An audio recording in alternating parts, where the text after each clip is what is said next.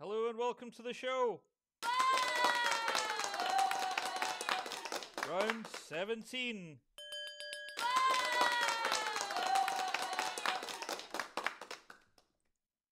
So how are we tonight? Are we good?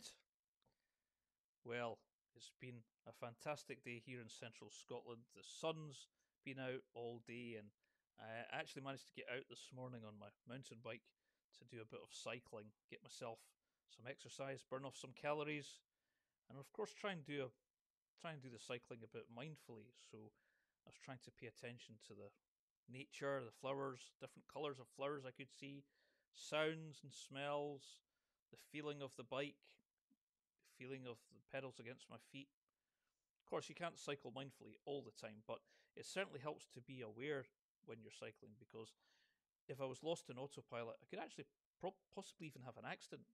Could run over some wee doggies or toddlers if I'm not careful on that cycle path. So I really do enjoy cycling and trying to be a bit mindful when I can.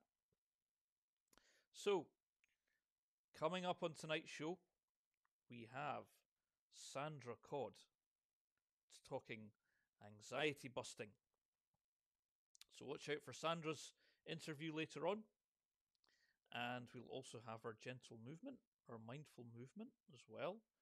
So you'll not even need any yoga mats or anything for that. You're just standing and doing your exercises. You just follow the instructions on the video. And before we go into all of that, I'm just going to do some announcements that we do every week. Now, for those of you who are new to the show tonight, each of our shows are recorded to YouTube as a backup to Facebook. So if you miss any shows, or any of your friends or colleagues or family members miss the live version, don't worry. Not only is it recorded to Facebook, but you can also find it on YouTube of the same channel name, Vincent Anthony Media. And we'll have done approximately 16, 17 shows now. So that's a huge free resource available for you folks, with inspirational people and mindfulness exercises and meditation techniques to try, all helping you to stay calm and relaxed during the current times. Now, I do work in partnership with Ecamm Live, so if you are watching this show and you think, actually, I wouldn't mind doing my own live streaming show. If you're a Mac user, okay, why not go into my website? Here's my URL right there, vincentanthonymedia.com. Go in there, and on the home page, you can click on the Ecamm Live tab. Can't miss it. It's on the home page, and you can be on your way to doing your own live stream show. Okay, and also further down on that page, you can click on a donation button if you'd like to donate to our show, if you'd like to do something for mental health in Scotland. Any donations will be greatly accepted. Perhaps we can invest in a USB microphone so that I don't have to use this headset. Maybe I can improve the sound quality. And if you're a benefactor or a company and you want to advertise your company logo on the screen here, get in touch and we can have a chat and see what we can do. Or perhaps we can do a little promotional TV style advert for your products or services and include them in the show. And those are our main announcements.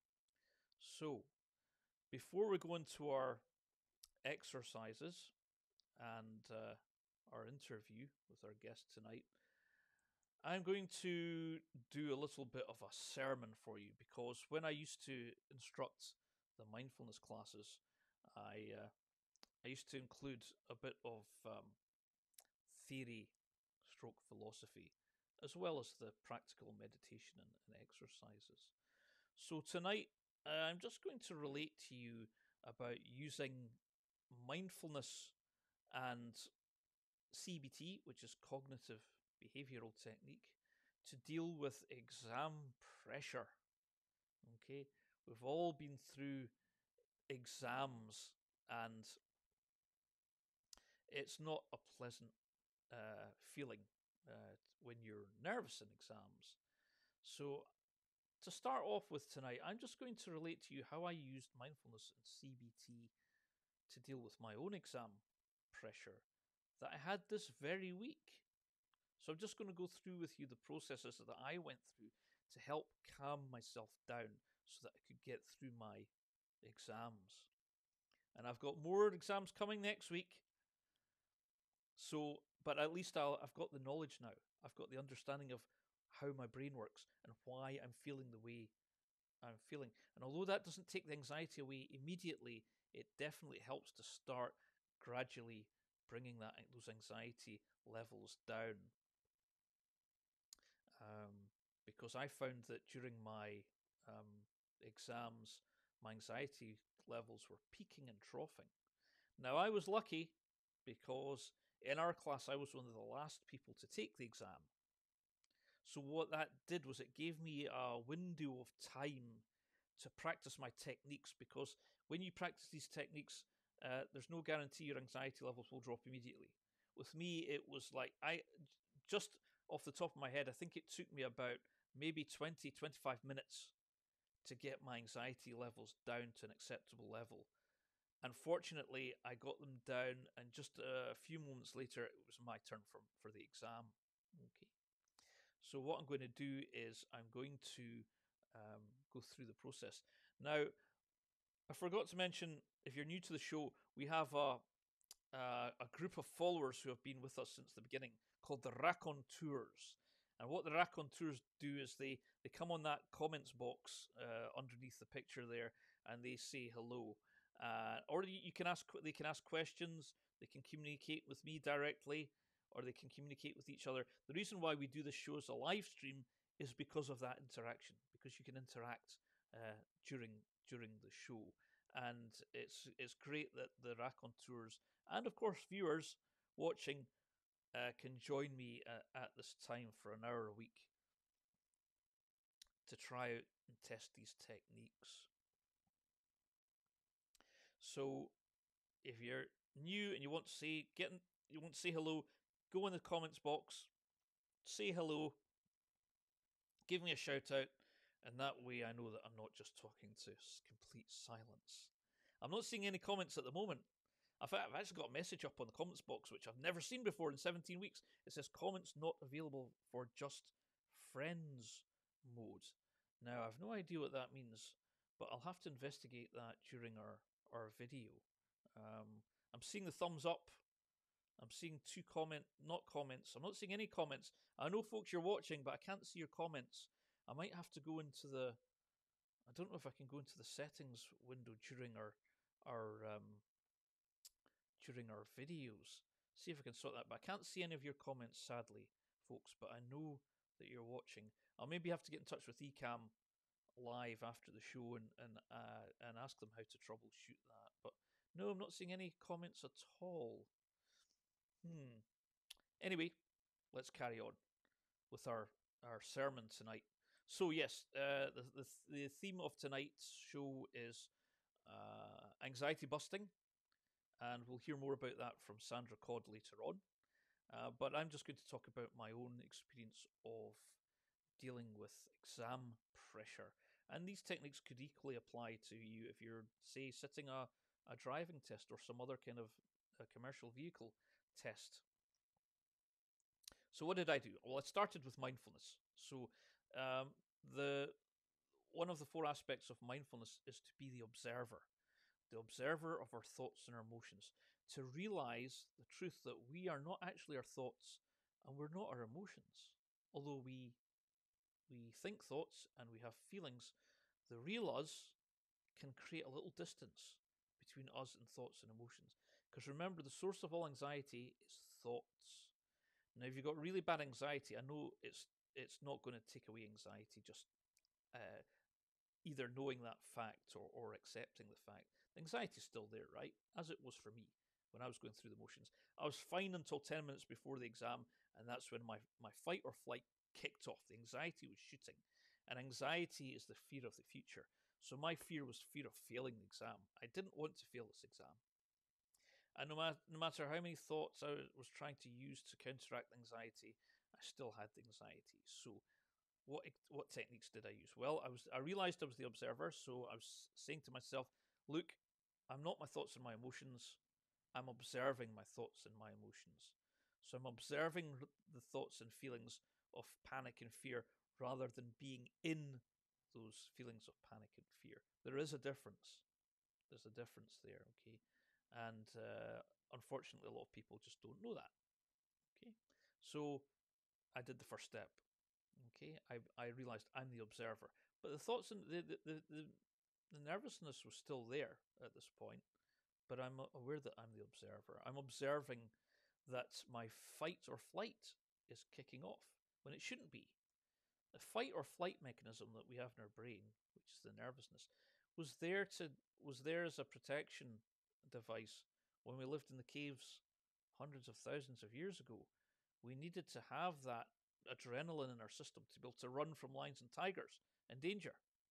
So I'm sitting there thinking, well, there are no lions and tigers coming to kill me right now. It's only an exam.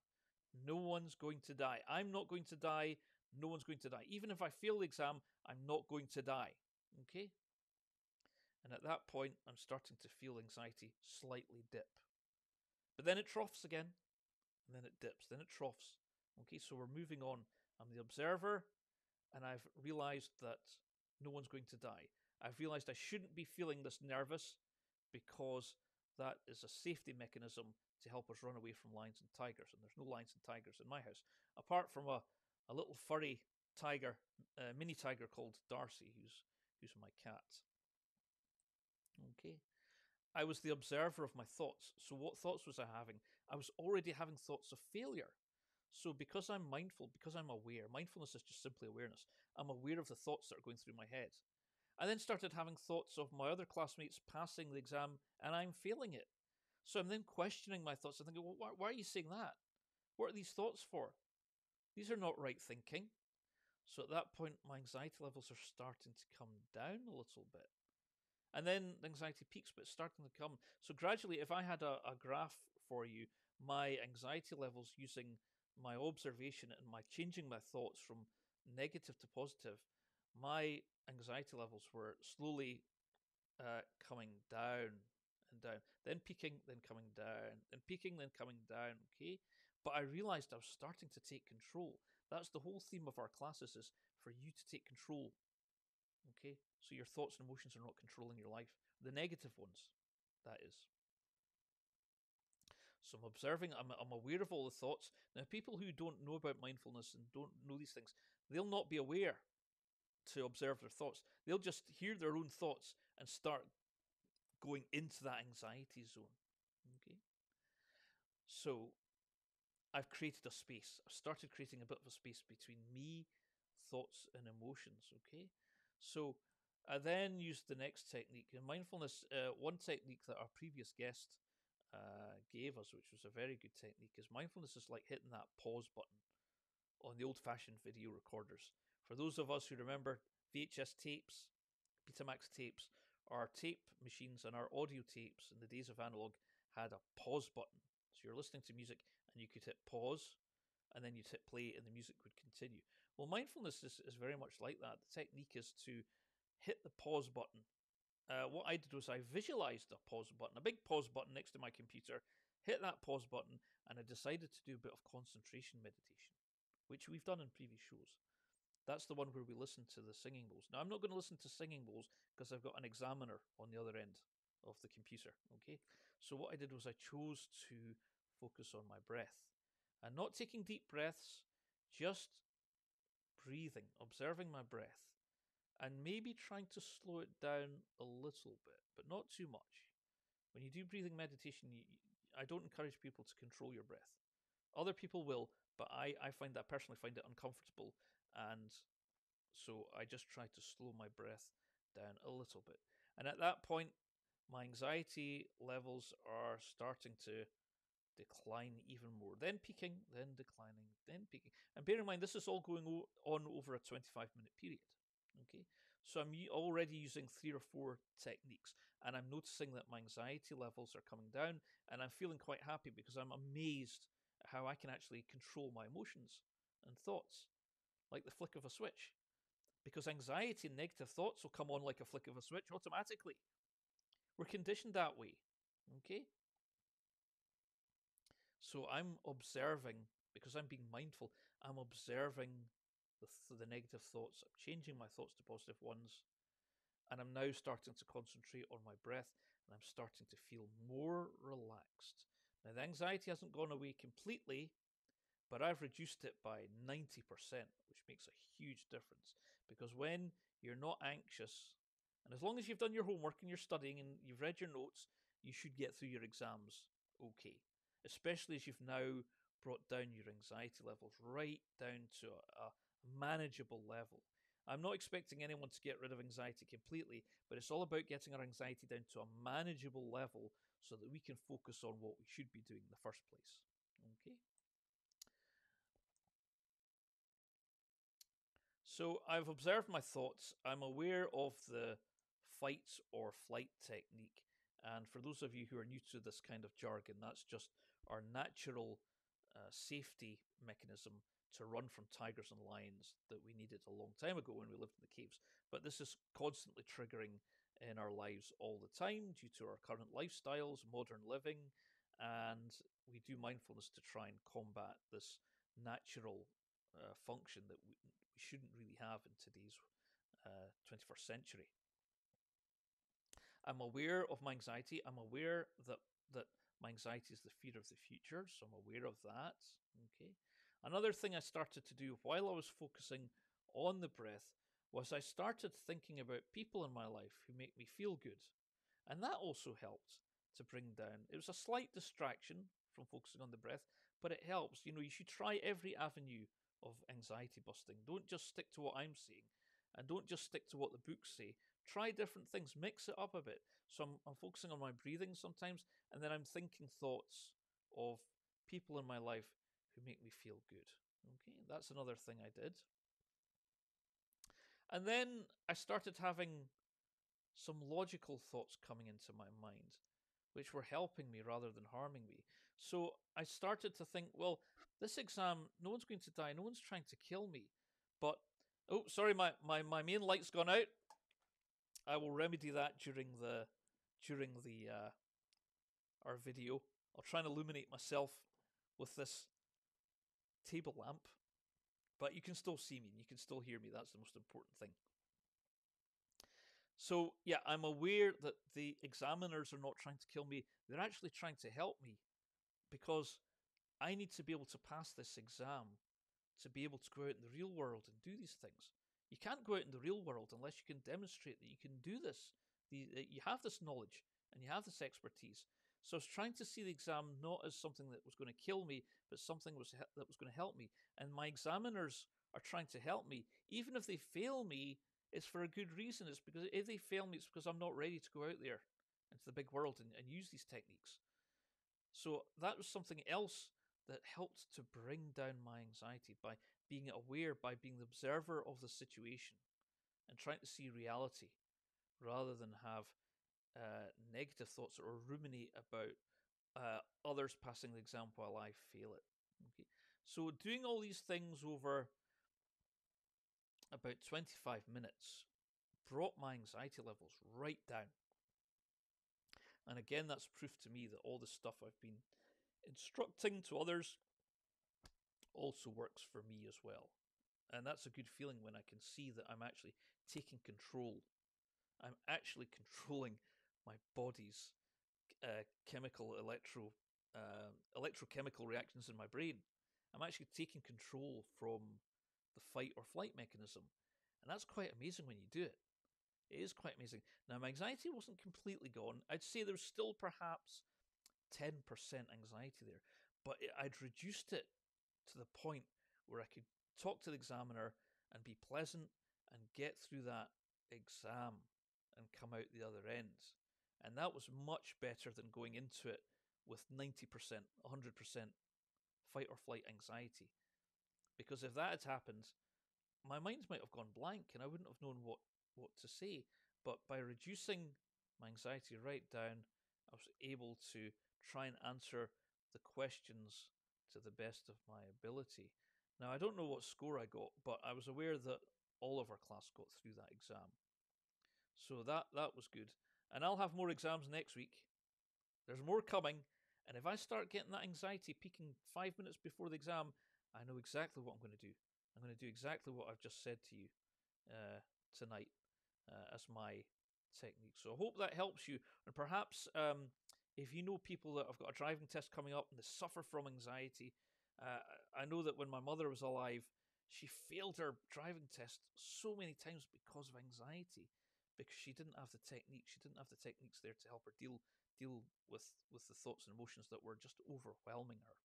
Okay, so if you know anyone that's sitting a driving test or got exams coming up and they're like really nervous and it's affecting their life, it's causing them to lose sleep or not eat, or they're so worried about failing their exams, tell them about the show. Tell them to go on YouTube and watch the wellness show on Vincent Anthony Media, episode 17, exam on the subject of exam fear, exam pressure. And these handy tips, I think, will definitely help them get through a very nerve-wracking time. So there we are. Come on, lamp, don't fail me as well as my other key light. Right. Okay, I'll move the computer a wee bit. Right. Okay, folks, if you're ready, I am going to play our gentle movement exercise, because in our classes we have a very much a practical element of mindfulness. So we feel stress in the body, so we work with the body. And one of the best ways to work with the body is to do some gentle movement. So for the next 12-15 minutes, follow along with the video and try and come out of autopilot. Try and come out of thinking mind. Try and come out of thinking about the past or the future, or just thinking in general, and try and just focus on your body for the next 15 minutes or so. Listen to the music as well. Start to become aware of things like the temperature in the room that you're in. Is it cold? Is it warm? Is it medium? You might be outside. You might be lucky enough to be able to do this exercise outside in your garden. Maybe focus on the feeling of the grass against your feet when you're doing your exercise. Okay? And it's all about trying to create a stable and clear mind as well. And I'll just go over the 3 R's of meditation are to relax the body, to reboot, reset the mind so that you can refocus on what you should be doing. And that's why I would encourage you to, if you like doing Tai Chi, yoga, Qigong, things like that, do some of that every day to help you develop your meditation skills. But now this video is quite easy to follow, but if at any point you feel you need to sit down, just sit down. When I used to teach these classes, some of our classmates could actually do all of the following exercise in a seated position. They just managed to adapt it to sitting down. So if you feel it's physically being a bit testing, then just sit down and focus on the video and try and not think too much for the next 15 minutes. That's the purpose of our one of the purposes of gentle movement. So if you're ready, I'm going to run VT, and I'm going to see if I can possibly find out how to get our comments back. If I can't, then I'll just get in touch with the eCam Live and try and resolve that for our next show next time. Okay, so just enjoy this gentle movement and follow the video. Run VT.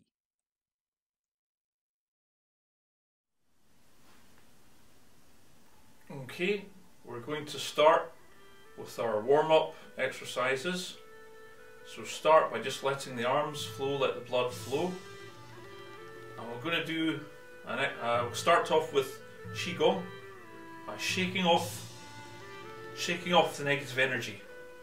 The Chinese believe negative thought creates negative energy, stores it in your body, so shake it off. Okay? Start to shake legs as well.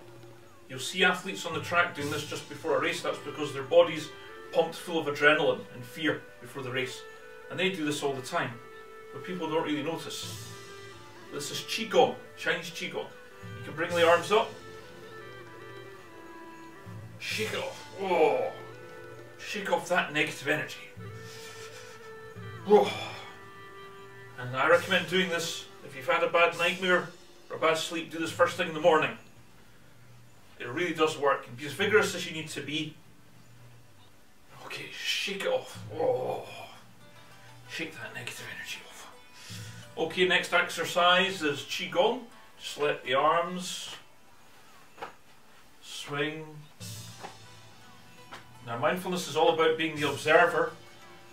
So just observe how relaxing this is. Observe the centrifugal force of the blood running to your fingertips.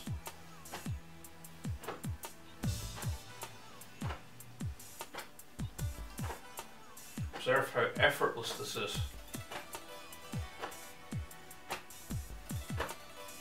This is Qigong. Join in with me.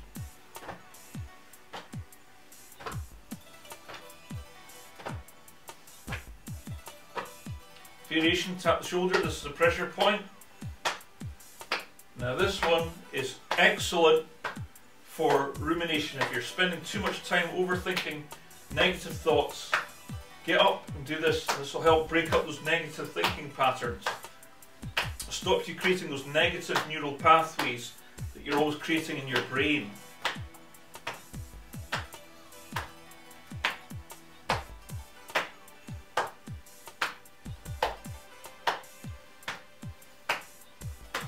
Join in with me.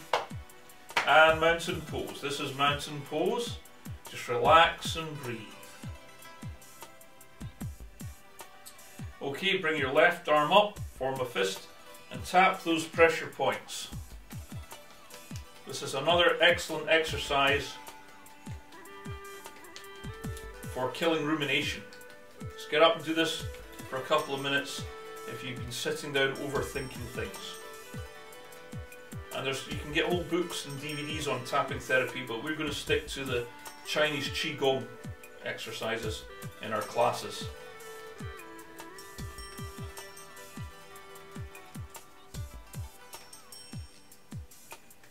And the other arm. We always do left and right, right and back to represent the Chinese symbol of balance. Once you have balance, you have inner peace. And once you have inner peace, nothing in the outside world can bother you at all. Tap those pressure points.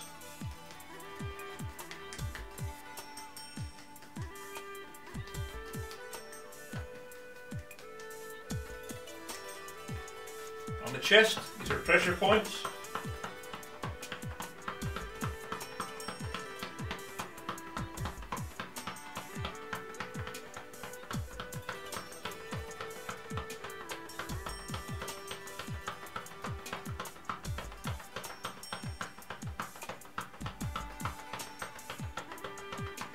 And the back.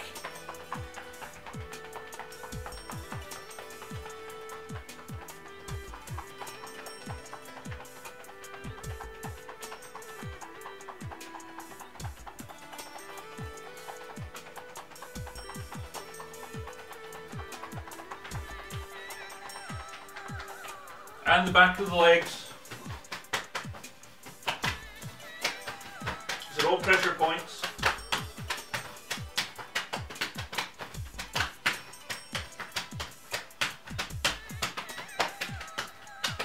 Join in with me. This is Qigong.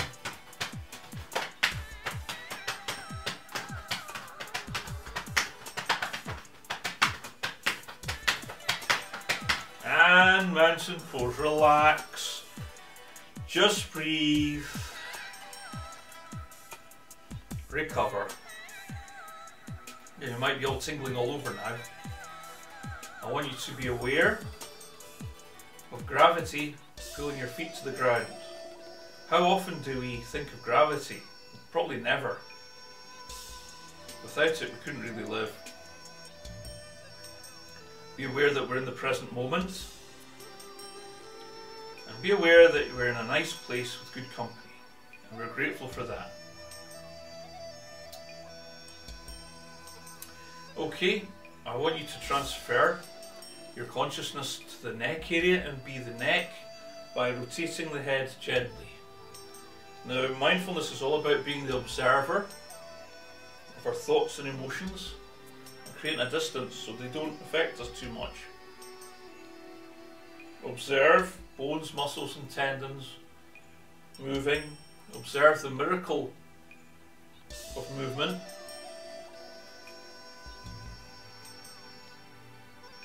Observe how relaxing this is.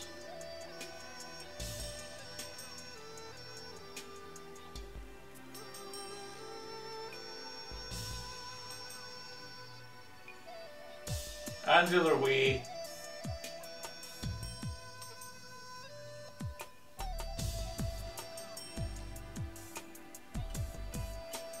Any stray thoughts coming in, come back to being your neck. Remember, it's about you taking control, not thoughts and emotions.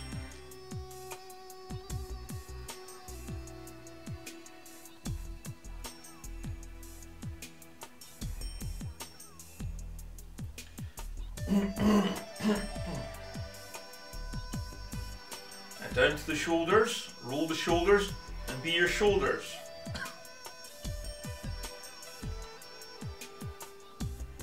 Again, observe movement, the miracle of movement.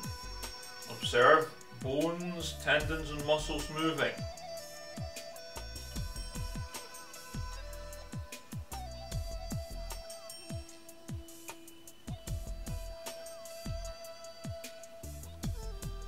And the other way.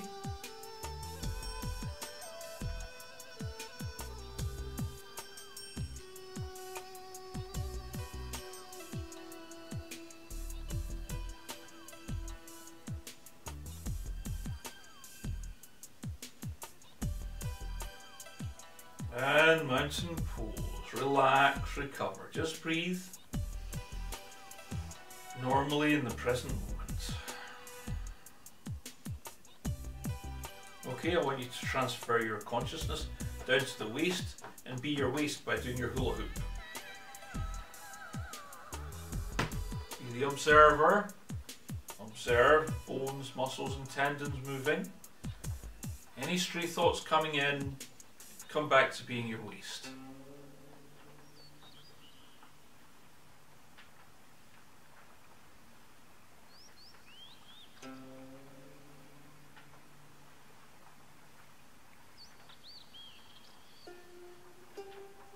If at any point you feel you need to sit down, just sit down. Some people in our classes actually do all these exercises on a chair. But these are gentle, so most of you should be able to do these exercises as a form of meditation. Other way.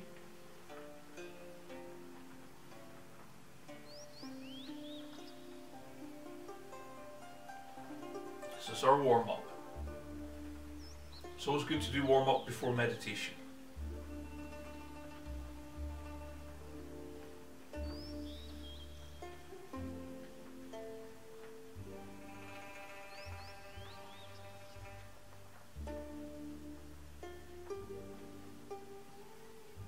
And mountain pose. Relax, recover. Just breathe in the present moment.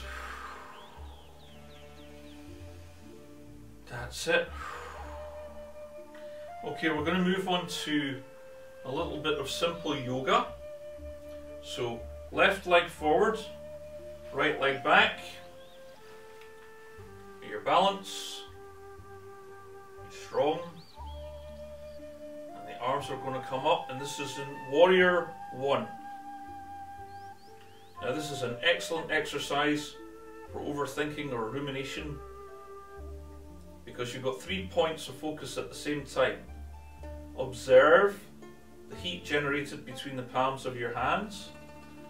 Observe your arms fighting gravity. And observe your legs trying to keep you upright. So there you can observe 3 things at the same time, which makes it really difficult for thoughts to come in.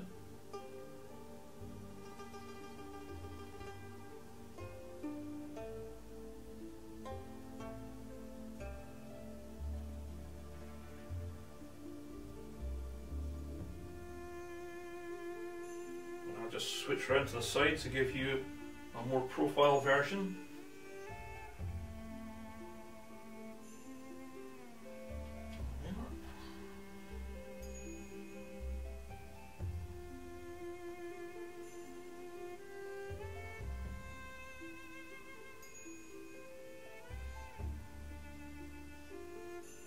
Now, your left arm is going to come forward and down, your right arm is going to come back into Warrior 2. Now with this one, observe any strain or discomfort and be totally non-judgmental, because the third aspect of mindfulness is being totally non-judgmental with your thoughts, yourself and the world outside.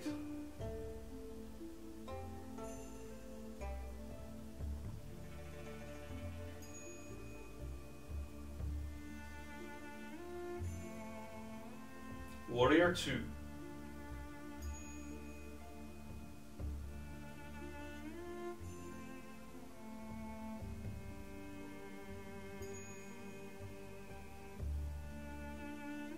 And mountain pose. Relax.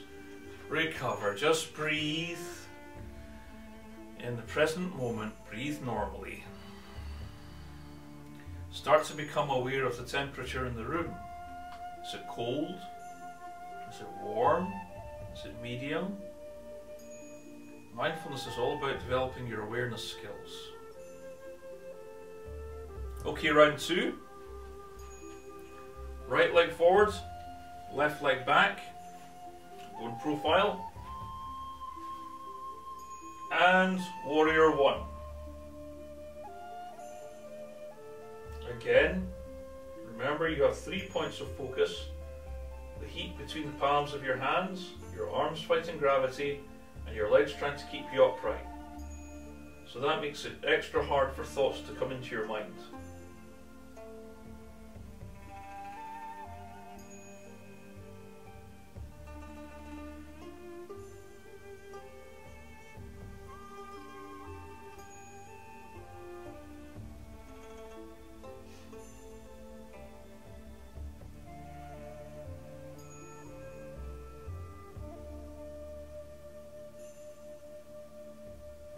Now, your right arm's going to come forward and down, your left arm's going to go back into Warrior 2.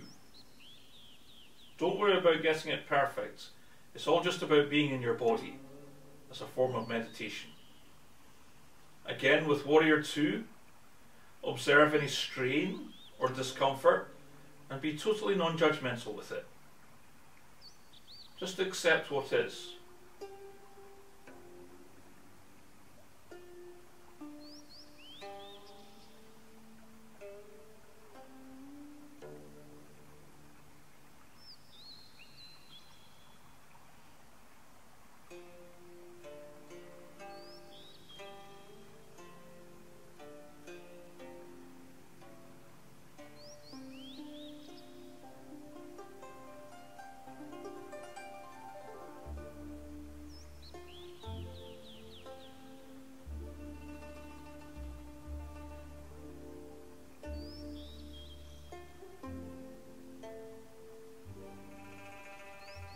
And mountain pose. Relax, recover, just breathe. Breathe normally in the present moment. Being in the present moment is the second aspect of mindfulness. Being the observer, thoughts and emotions is the first aspect.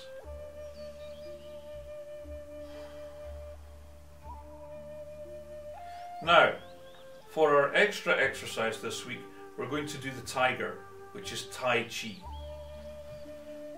It's very simple.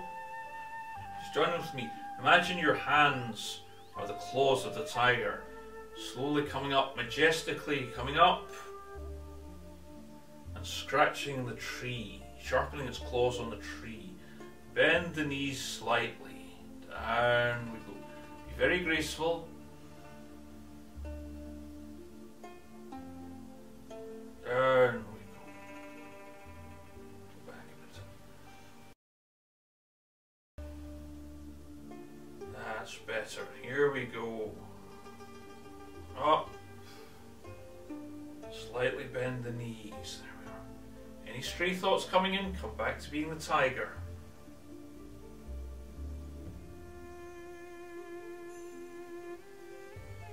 Be graceful, gentle, go at your own pace.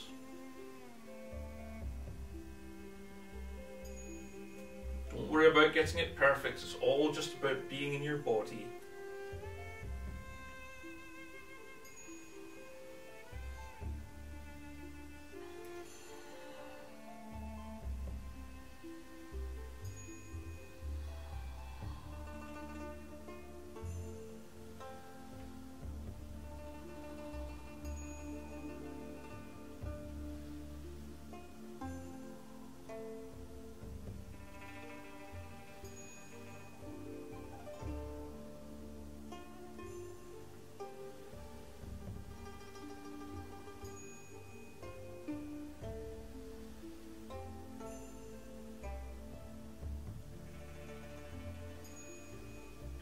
Down we come into mountain pose.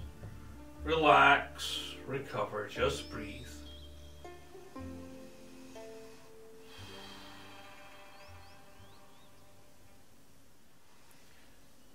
Now at the end of our gentle movement, we always finish with our relaxation visualization exercise. And visualization is simply like doing controlled daydreaming. But if you don't do visualization, that's okay. Just listen to the words I'm saying. So we're going to finish with our sun salutation.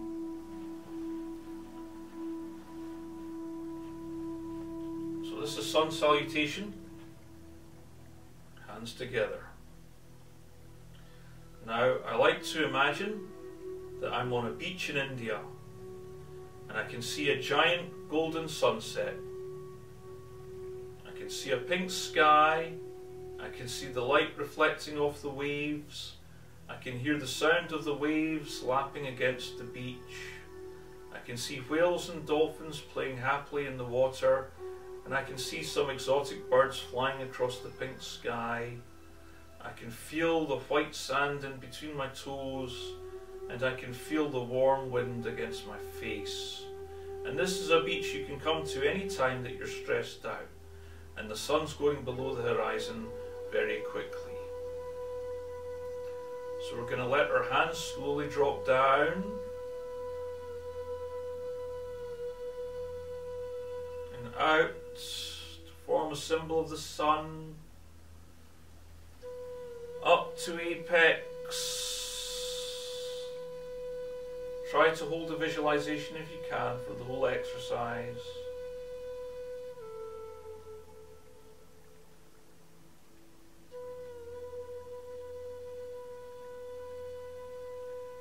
And gracefully down to center again.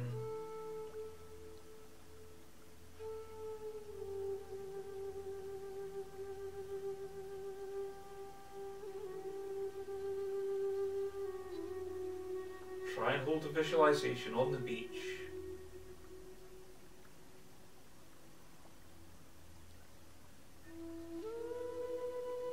And down.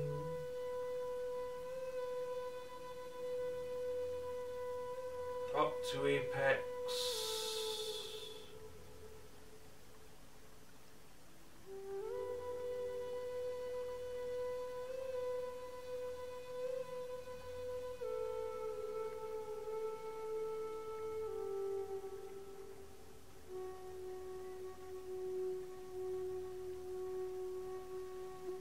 And down to center.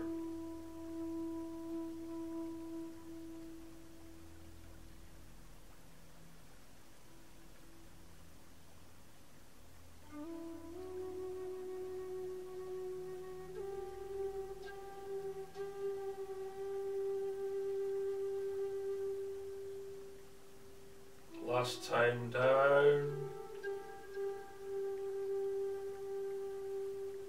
Up to apex.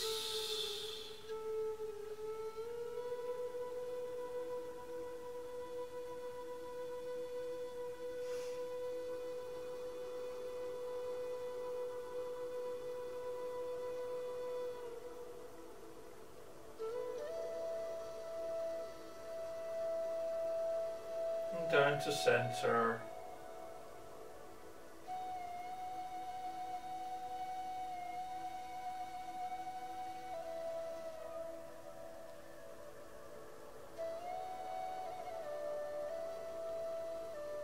And that's the sun gone, but we'll come back next time. Mountain pose.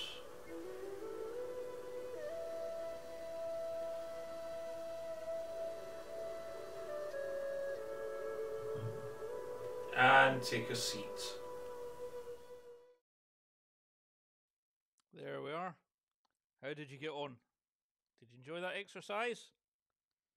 It's all about being your body, because coming out of autopilot just for 20 minutes in the day. Now, during that video, I was trying my best to resolve what's going on with my comments box. All I can tell you folks is that I'm unable to write comments in my own comments box, but I was able to send in comments from my phone, so I think you guys can still put your comments up. But if you can say hello, just say hello. I just want to see if any comments come up, because I'm getting some emojis coming up, but no comments. So just if anyone's out there and can say hello, just type say hello in the box, just to see what's happening. Otherwise, I'm going to have to get in touch with support and find out what on earth's happened to my comments box here. Anyway, it doesn't matter. You're still going to get the same information tonight. That's not going to change. Nothing's going to change that way, even if we do have some technical problems. So, are you ready for tonight's guest? Coming up now is Sandra Codd. And I'm not going to say any more. Let's just hear what we had to say to each other earlier on. Run VT. Here we go.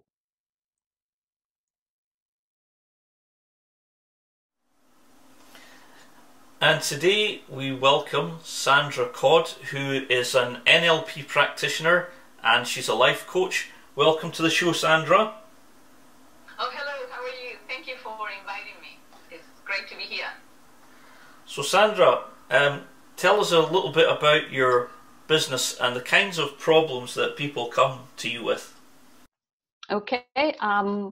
So you say I'm a life coach. I've been working with clients that require maybe sometimes some guidance, or they're going through difficult changes in their life. Some of the people that I had worked with, they've been going through divorce, change of career, redundancy, and difficult personal time in their life, like losing a loved one. So basically, I've been working as a life coach and neuro-linguistic programming for several years now.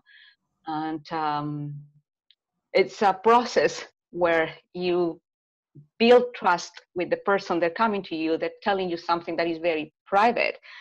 They're normally not willing to share that information with family or friends, either because they don't feel comfortable with, or because they feel they would be putting a burden on them.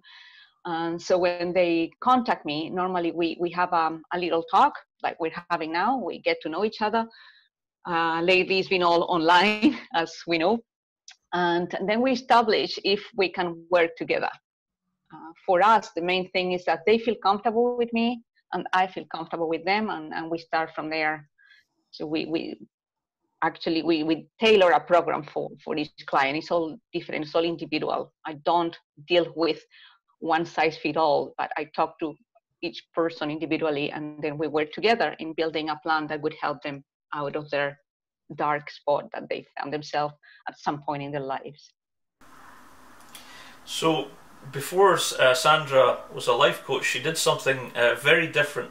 Can you tell us about your job before you became a self-employed life coach, Sandra?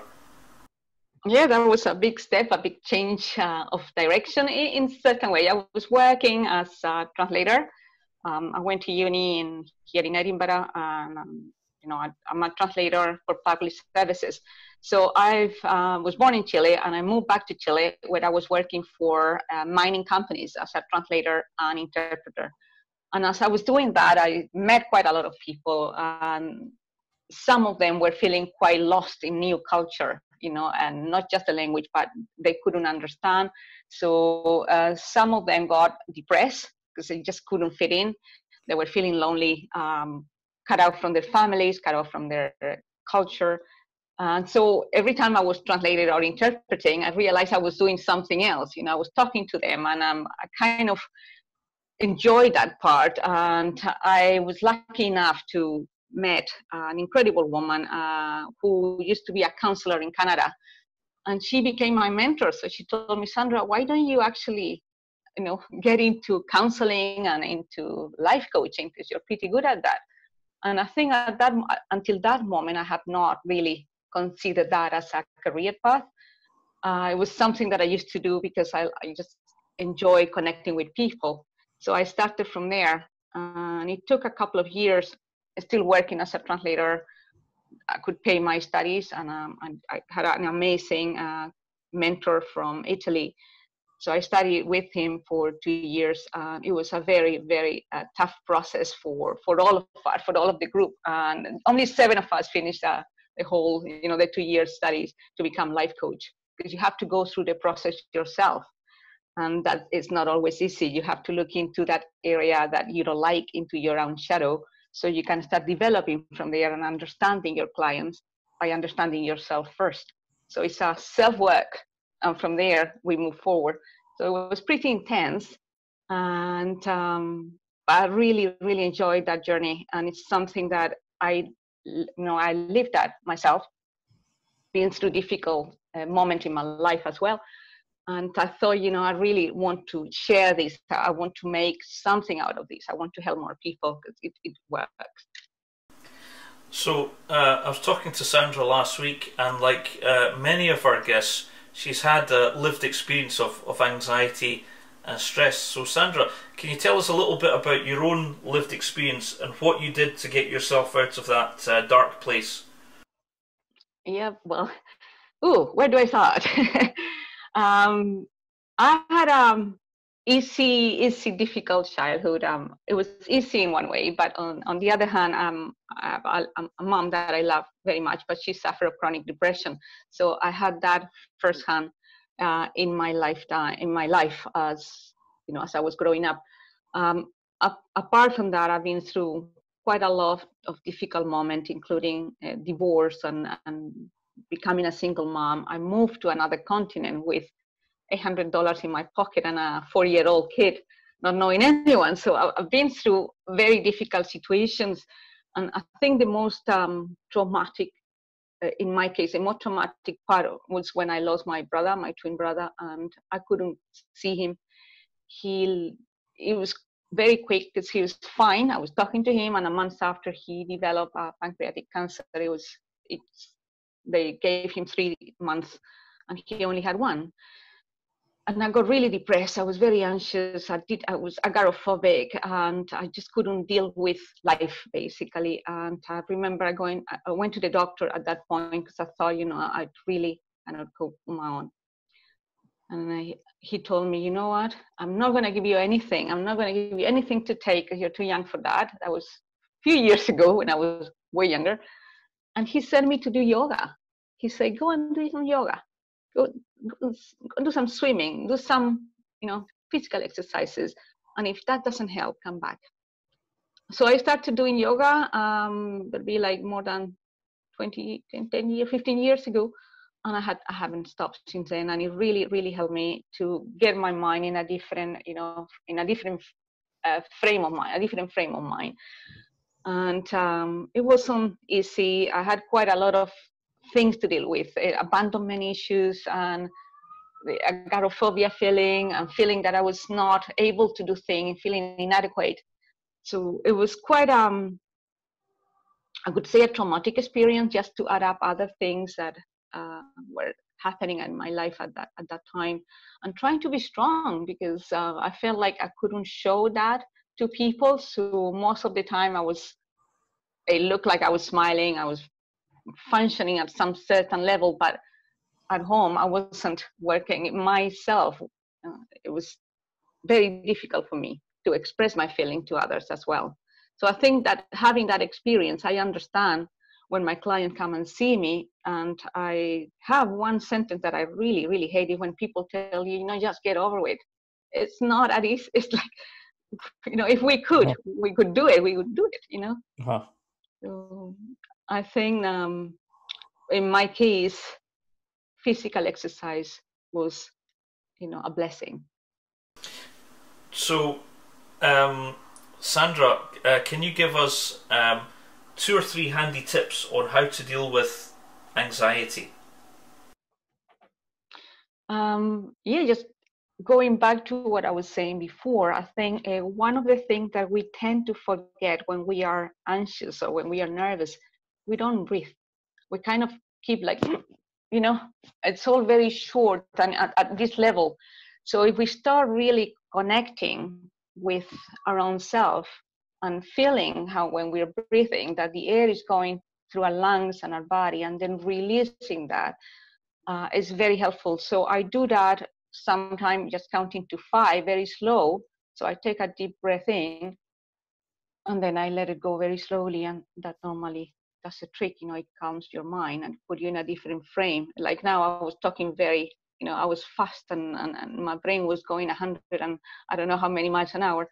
And as soon as you breathe, you get connected to yourself, and it helps a lot, to get you into that space of a peaceful space where you can actually think.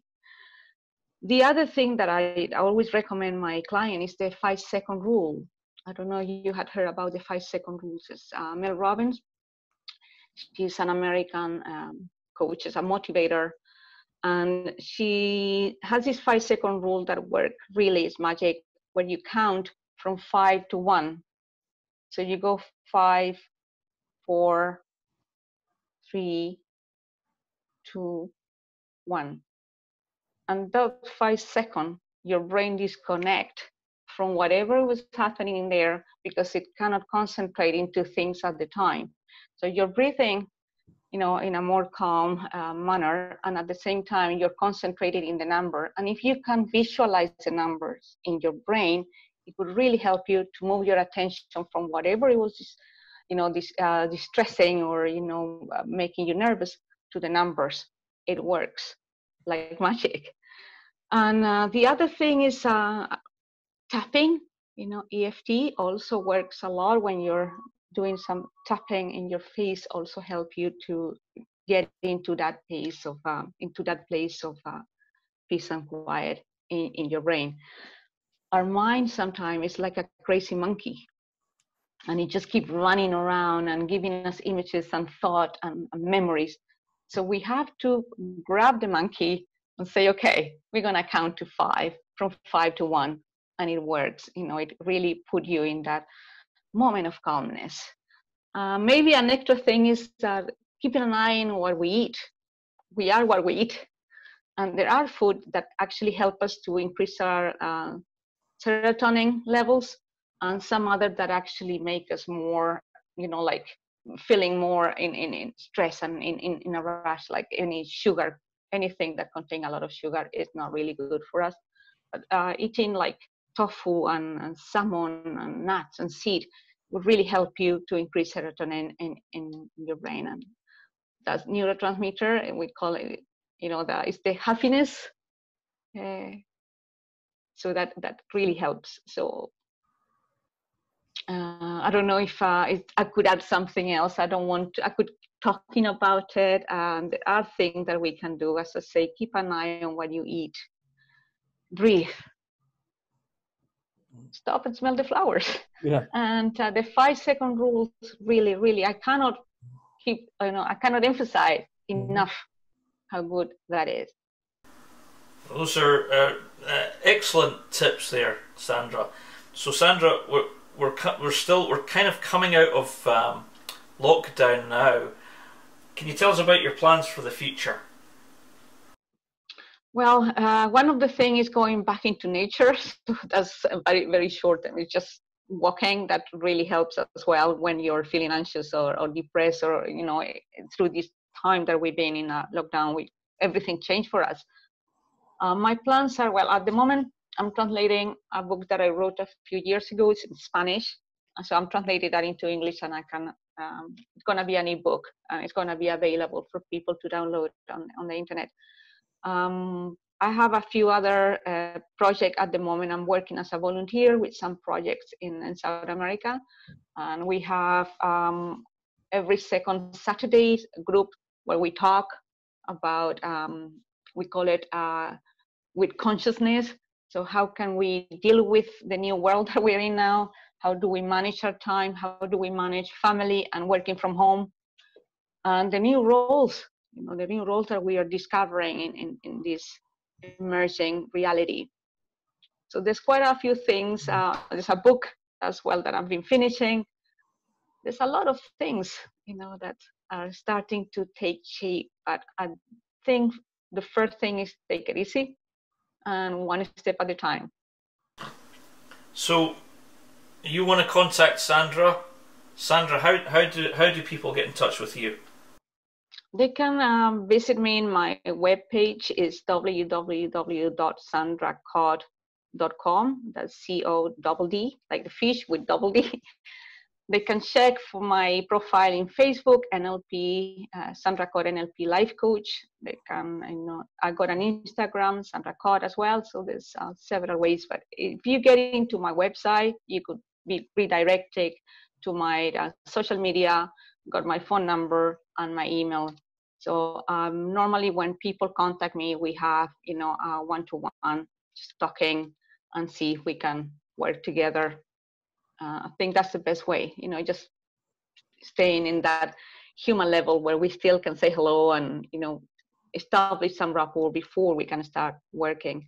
I'm always giving free tips in my Facebook page as well. So, you're welcome to join us and give it a like. Sandra Codd, thank you very much. You're very welcome. It was lovely talking to you, and I hope that this has been, helpful and insightful. So that was Sandra Codd there, giving us some excellent anxiety busting tips. So I'm a bit frustrated tonight because I'm having technical issues with our comments box, and I've realised through communicating with some of you, my wonderful viewers, that your comments are just not showing up on my box, and I'm not able to reply to you. So I will be in touch. I have been in touch with Ecamm Live during that interview to see if I can troubleshoot and get that problem sorted for next time. So that brings us to the end of our show tonight. And I hope you've enjoyed doing the gentle movement and listening to our guest. So thanks once again to Sandra Codd for coming on the show tonight. And thanks to our raconteurs, who unfortunately I couldn't really communicate with, but I know you've been watching. Thank you to our dedicated raconteurs who join us every week without fail. Thanks to Karsten Quisler and William Ritchie and Laura Binney from Glass Bullet Media Video Productions in Fife. Yes, and thank you, our viewers, for watching tonight as well, for joining us during this special time once a week to do a bit of mindfulness and just come together during these bizarre, strange times that we're currently still living in. However, things are slowly starting to get back to normal. Things are starting to pick up again. But just remember, again, for all of those who are new to the show, all our shows are recorded to YouTube. This show tonight will be backed up to YouTube later on. So if you miss any bits, you can rewind back and watch as many times as you want. That's a free resource for you, and it's not going anywhere. So I hope you all have a good Thursday evening. I'm off to get changed and watch the Ghosties on Really Channel, get my dinner. And I would just like to say, have a good weekend, everyone. Namaste. And we will see you next time with Derek T. Wilson. So watch out for Derek's report on the next show. Have a good one. Bye for now. We're just going to roll our credits. Take care. Good night.